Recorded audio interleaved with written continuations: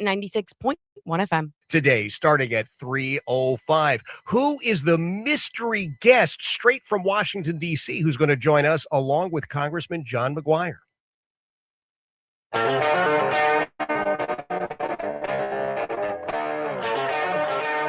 It's 6:03. Good morning and welcome to Richmond's Morning News. All right, come on, rally, time to get up. Let's get going. I know the weekend wasn't long enough, but hey, seize the day. Let's go. Either you wake up with Richmond's Morning News or you play catch up the rest of the day. Good morning, everybody. It is Monday, August 3rd, the year of our Lord 2026. I had a great weekend. I hope you did as well. Although yesterday was rather rainy and kind of blah. So one of the best days ever to take a nap all day. Tried to take a little bit of a nap, worked on the show, and then sat there and binge watched TV shows with my son before he goes back to school. So had a pretty good weekend. I hope you did as well. Went over for a cookout of my friend Kevin Elisa's. And by the way, the greatest ribs ever. I had the greatest ribs ever. I just don't have the patience to cook ribs for 6 hours. I'm glad Kevin did because he sent us leftovers, which we ate last night. So anyway, hope everybody had a nice weekend. We've got a lot to talk about today. Tomorrow's election day. Kind of a big meh around Virginia. You don't see a lot of posters out there. You don't see a lot of signs out there. You haven't seen any TV commercials out there. Kind of a meh. We'll talk about that this morning on Richmond's Morning News. Also, it's 8:04 day tomorrow. The Richmond Flying Squirrels will celebrate in fine fashion. We'll talk about that. And then as you heard with their Fox report, it looks like we're on a pause again of what's going on in the Middle East. So all of that will be up for discussion. Most importantly, though, we'll get to your calls and your messages all boarding along at 833-804-1140, 833-804-1140. So let's kick off this morning, as we do every day, with the Richmond Morning News Brief. Here's everything you need to know to get your day going. Either you wake up with us or you spend the rest of your day playing catch-up. Here's number one. Iran on pause again. The United States was gearing up for a massive attack in Iran. The Strait of Hormuz still in the headlines. They're wanting to have a nuclear program. Still hasn't been thwarted. And the Americans were about to go in there and pick up the kinetic bombing of Iran one more time. But the president said, hold up just a second. Let's pump the brakes. Here's the latest from Fox News. Number one. Just see how it is. We're ready to go anytime we want. Would I rather make a deal? I'm not looking to kill people. And I think that's the most telling thing that Donald Trump has said in a long time. I'm not willing to kill. I'm not willing to be killing people, as I paraphrase right there, get it wrong, but you know what I'm talking about. He says the same thing about what's going on in Ukraine. What is he constantly talking about? The amount of people that are human beings that are thrown in the meat grinder in Ukraine. He doesn't want to see anybody lose their life in the Middle East. Now, will the Iranians be dealing in a forthright manner? Or will we see more of the same where they say one thing, they do another, they publicly posture one way, and then they come back over here? We'll see. But as of it stands today, the Iranians and the U.S. will continue to talk through Oman and the Pakistanis and see if they can come to some kind of conclusion. I'm getting skeptical, to be honest with you, on what's going on over here. And we'll discuss that with Jacob Oladort from the American First Policy Institute. We'll do that coming up later on the program. All right, number two, it's Election Day coming up tomorrow. Can anyone stop Mark Warner? Number two.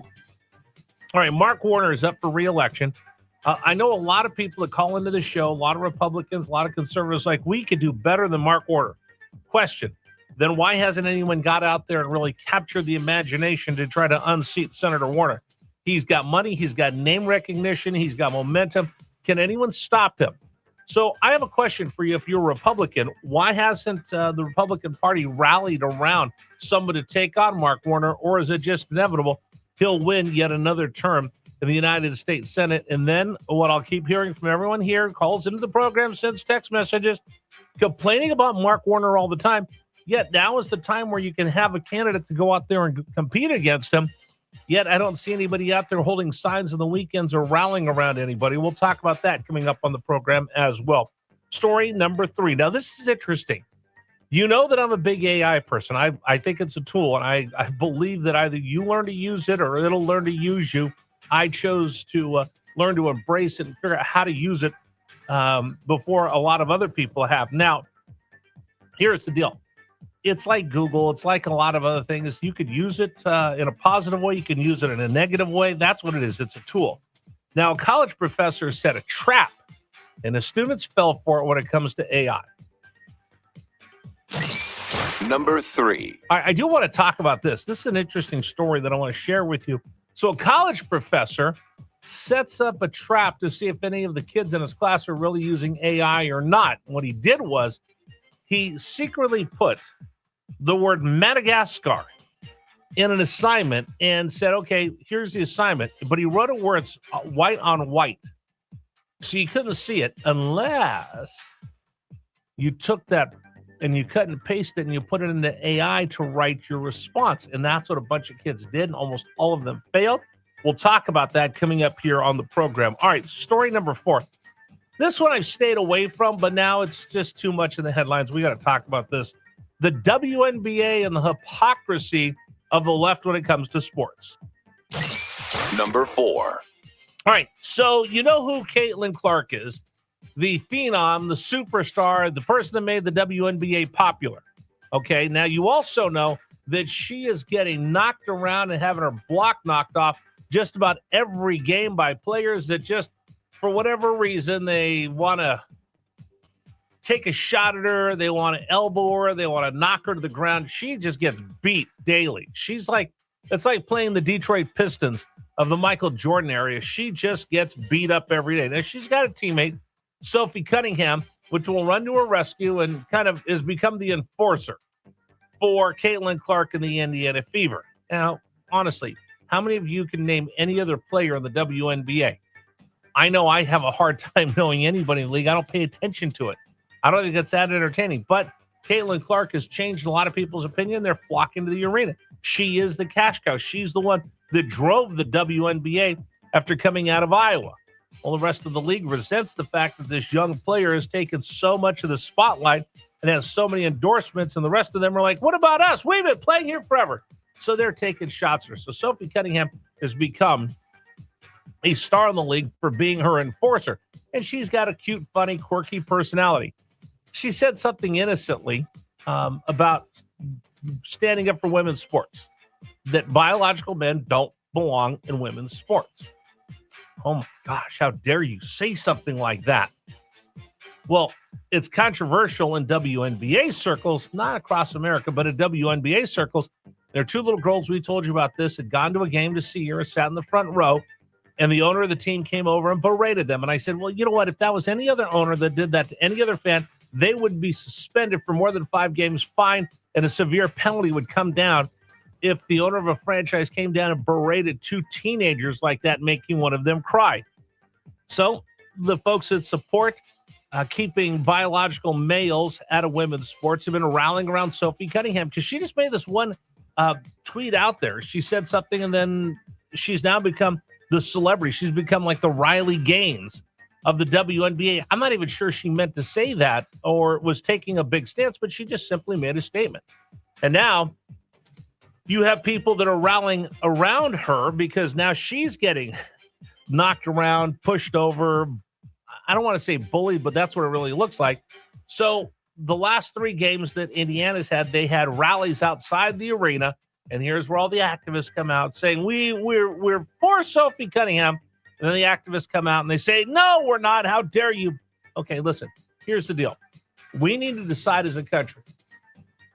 If Colin Kaepernick can take a knee, why can't Sophie Cunningham stand up for women in sports? We'll talk about that on the program today.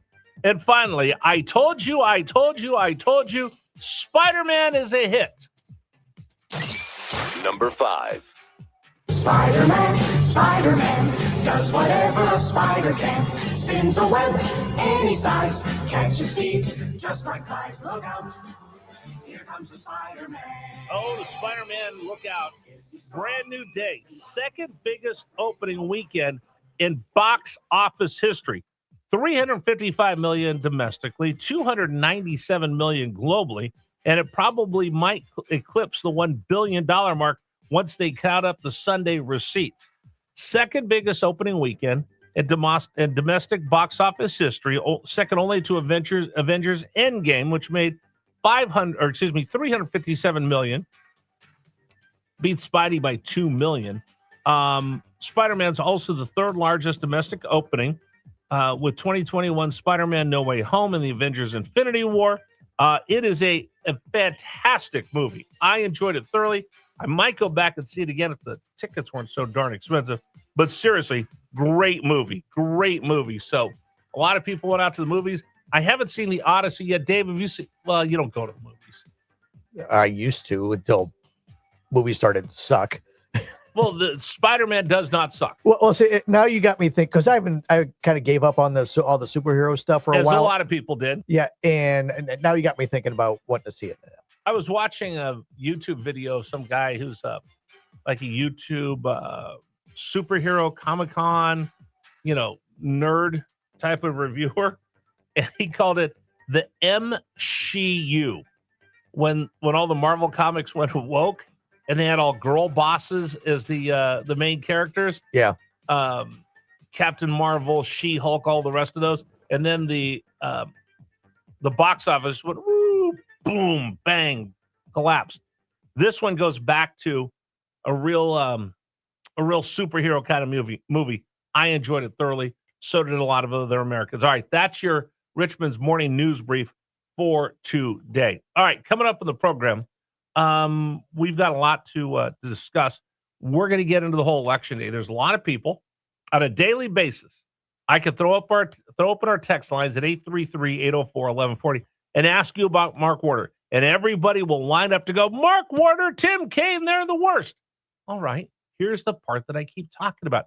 We get the government we deserve. So if you don't like Mark Warner and you think Mark Warner's done a horrible job, have you rallied around any of the three candidates that are going to run against him? Have you donated any money? Have you volunteered? Or is it we like to, on the right, just complain about things? We'll talk about that coming up here on the program. Today's program is brought to you in part by our friends at Men's Wellness Centers. Actually,